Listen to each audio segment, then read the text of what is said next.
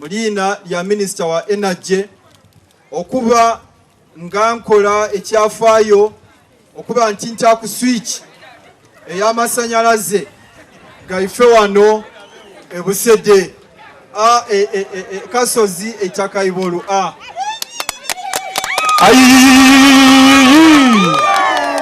Amasanyalaze gano agatongozeddwa gawezaako kilomita 3 ne mita 7.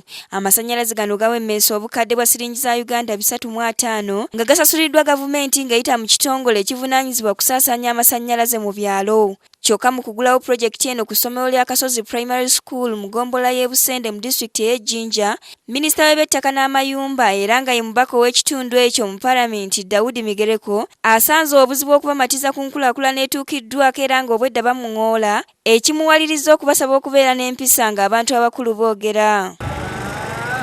Eryako bati aye NRM yafuna wano obululu nibwe bubanga tino obwasinga ife titwidda kuloba kukola ki kwebaza era nenda okusomesa bananga abo abato mube n'empisa eriyo engeri gye tukolamu ebintu mu nsi muno eikirizibwa.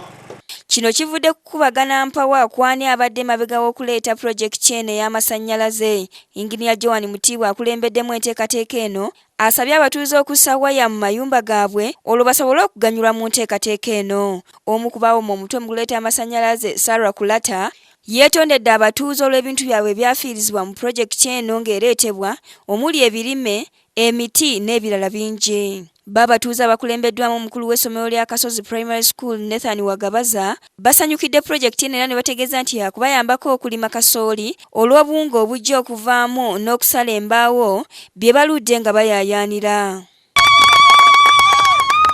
Aye kamera egemya eriga gemya